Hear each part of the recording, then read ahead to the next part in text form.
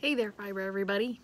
I am back again, and we are going to talk more about the Mojo challenge.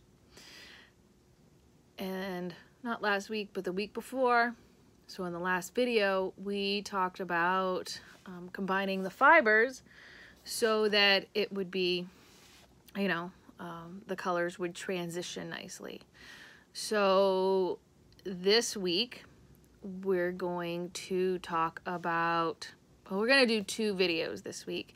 This is the first one, and I'm going to talk about hand spun, stuff that's already spun and ready to go. And then the next one, we're going to talk about using commercial yarns to do it. But also in this week, I'm going to talk about what you need for plies, and we're going to talk a little bit about fiber and drape. So I'm going to just set one more sip of coffee because I'm a coffee drinker all day long, and then we're gonna get started.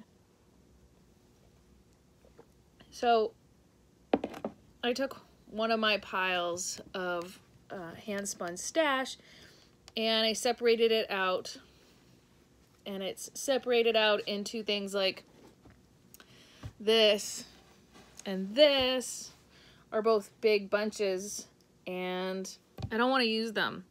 These are things, they're both 8 ounces, and I want to use them for larger projects. So everything I want to use is smaller amounts. Things that I would just use for like hats or socks or mittens, depending on the weight of the yarn. So these I am setting aside. Those are going to be for bigger projects at another time.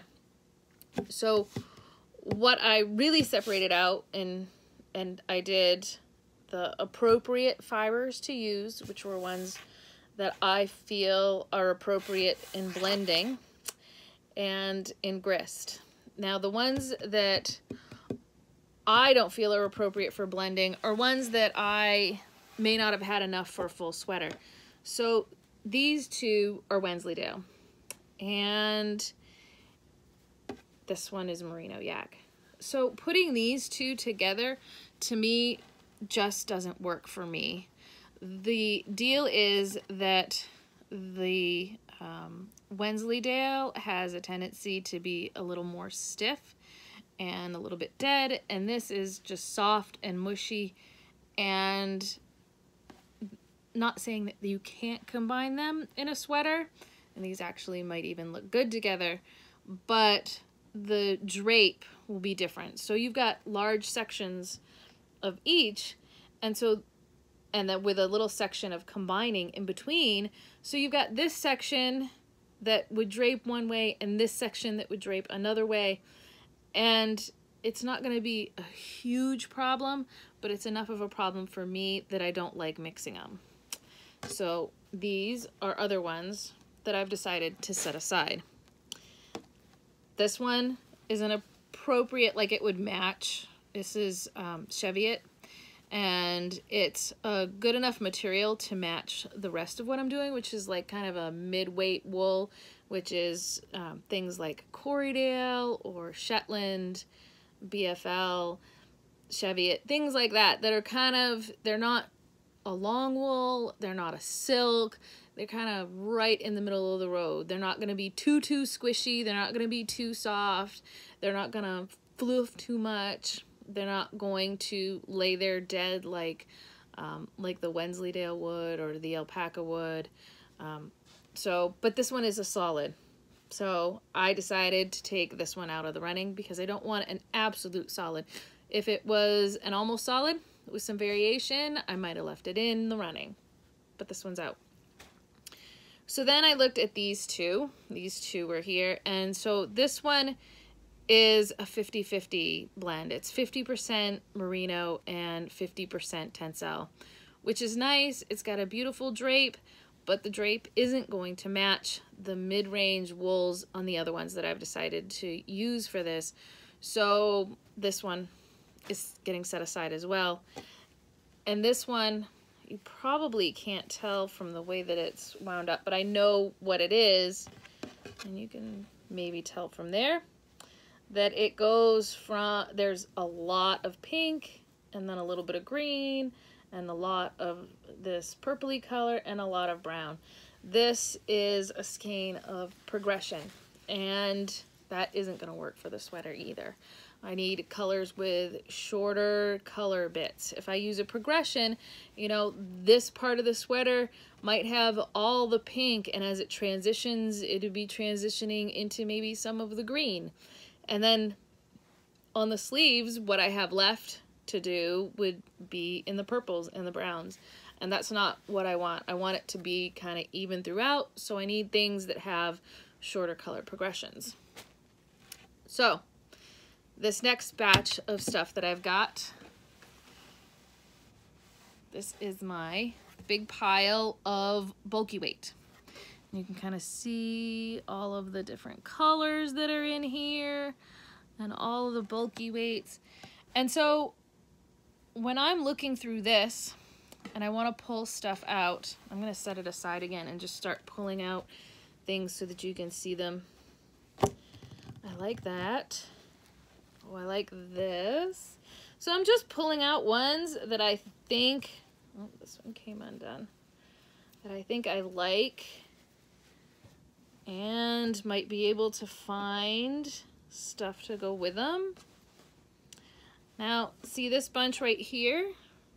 These would look really good.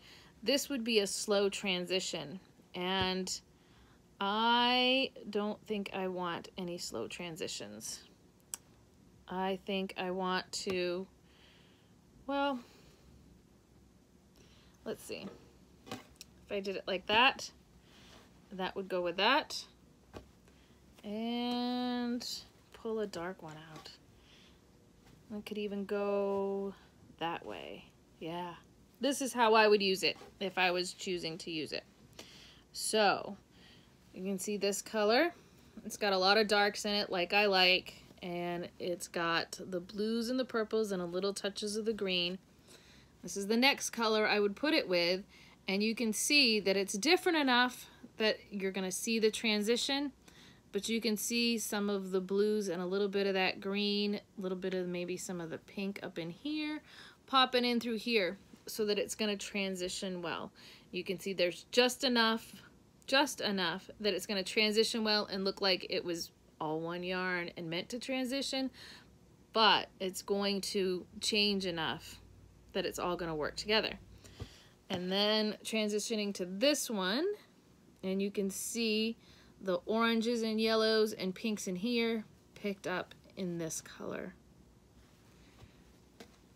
And then this one I think is probably a more obvious color transition, because you can see that these colors are definitely picked up in that.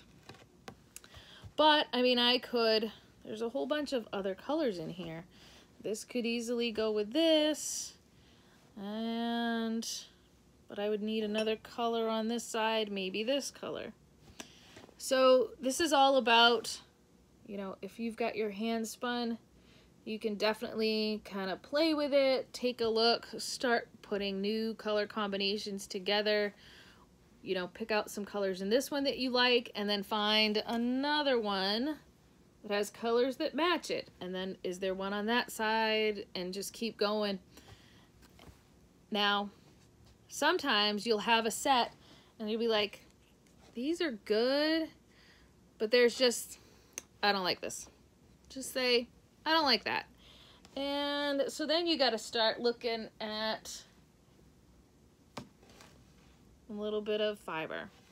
Will that fiber go with it? No, maybe not. I could even change that out, put that one back in, and then put that, and put that with it. So you can start looking at your hand spun, and you can see that just the lighter colors, the tanny color, a little bit of gray, can be picked up in this skein. So just like we talked about last week, you can start picking up the other colors and just really looking and seeing the transitions and what's going to work for you. So this was my bulky bunch that I had moved out of my big pile. Let's see if I can get them all back neatly off to the side. And then I don't do a lot with bulky. I like spinning a lot of bulky, but I don't knit a lot of bulky. This is probably more the range that I would be knitting with. So this is my sport weight to, most of it is sport weight in here. And let me move that off to the side. You can see I've got a whole big bunch of neutrals. You can see, and some of these don't have a lot of variation in them. Now, it's my personal preference that I wouldn't want to use one that has a lot of almost solids because I like that variation. I like the way that these transition and the way that the multi-variation moves through. That's a commercial spun one. This one, let's see if I can move this guy over here a little bit more. This one, you can see, it's really sees the transitions as it goes through. So I would really want to start picking through, start looking. There's so many options. Oh, this is a really nice option. So it goes from the really deep purple into a lighter purple, purples and yellows, and finally into this yellow color. And that would work really well. But again, if I didn't really like that, I can pull in that color again. This seems to be my go-to color these days. It's Ghosted is the color. It just seems to match. It just sets off all of this. You can see those colors really good right there from one to the other. But I can pick out, you know, just about anything, you know, from the mix, maybe change it up. See if I wanted blues. You know, here's two that I like. I don't like this transition. I think it's too deep. So let's see. I have a little bit of green in there, and then I don't think that transition works super well. And this one I might have more of a problem with because I like these two skeins, but their transition isn't working great for me. So I did have off to the side a bunch of blues that I kept. So that's bringing more of the blue into it, but keeping it to the blues, and maybe going with that, or, you know, back to my go-to Ghosted. I'm doing something like this. And kind of see how they transition nicely together. So sometimes it's just about picking out the skeins that you like, or just one that you like, and trying to find the transitions in between what you need it to do. Now, I need to also talk to you about the plies. So we talked a little bit about fiber content, and I could probably do hours on fiber content and putting different fibers together and the different ways that they drape, but that's hours and hours of the different fibers and the way they drape. And some of this is going to be personal preference, because sometimes you might not have a problem with Wensleydale and Merino Yak being together, and somebody else might have a problem with that. I just wanted to bring the fiber content issue to your attention so that you know that it could be an issue. So think about your fibers. I always try to keep somewhere in the middle. My favorite sweater that I did in Less is More is all Falkland and BFL. You know, one's a long wool, one's not, but their fibers are very similar. The length of the fibers is similar. The amount of crimp that's in the fibers is similar enough that the sweater just blends together. You can't really see the fiber transition. So when you're working on these, you're looking at the color transitions, and this challenge is really about color and finding the color transitions. And if there's a fiber transition, sometimes that shows a lot more than the color transition will, and it may not be what you want it to do. Let me just pull this sweater down, and then we can look at it a little bit closer. So this is a softer Corriedale right here at the bottom, and then it transitions into a Shetland, and then I can't remember, but I think a Corriedale and a BFL at the top. But they were spun a little bit differently, and you can see just a slight difference in some of these transitions because of a difference in the yarns.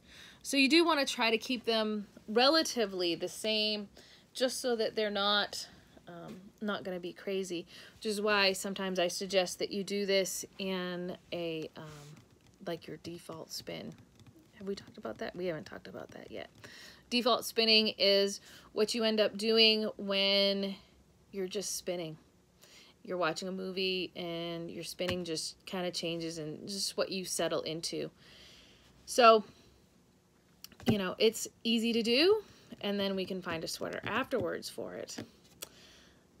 The last thing that I really wanted to talk to you about today, just the video's moving along, I don't want you guys being stuck here too long, is things like this is a 3-ply and this is a 2-ply, and I can dig a singles out of my bin. Let's say this is a singles.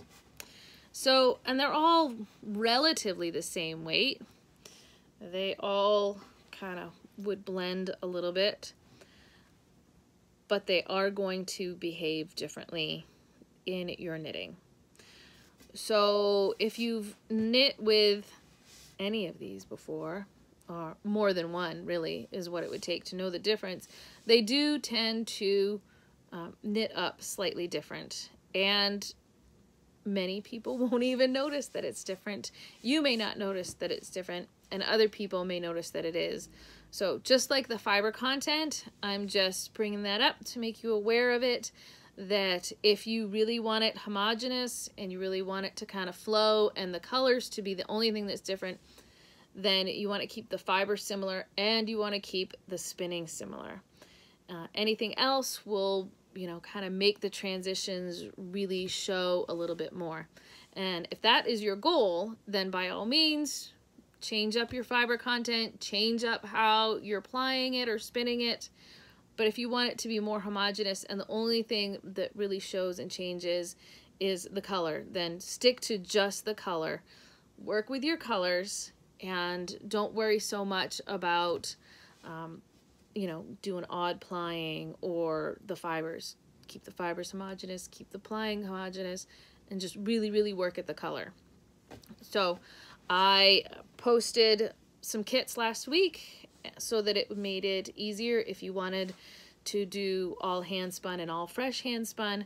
So this week, if you're digging into your hand spun stash and you're pulling stash out, and you're having problems, by all means, message me. So I have on YouTube, I'm going to post this to YouTube today. I promise. I'll get it up there. Then you can message me on YouTube and I will check it.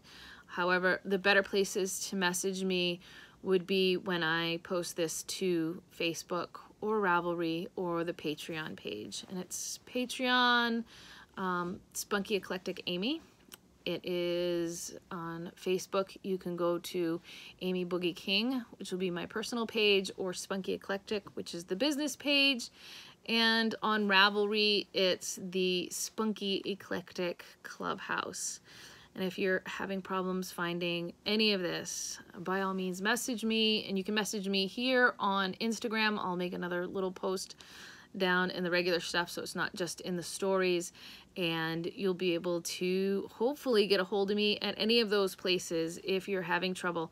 And we'll help you do a little bit more at picking out colors. So the next video on Thursday, so that these videos don't end up being 2 hours long, I'm cutting them up a little bit or doing them on different days.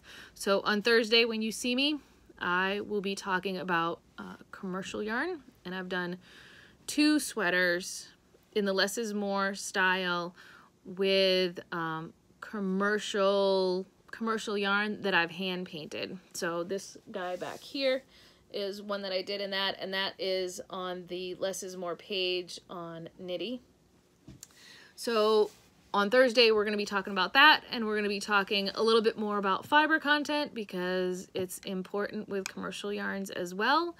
So if you're just a knitter and not a spinner, we'll go over all of that so that you can combine commercial hand paint all together.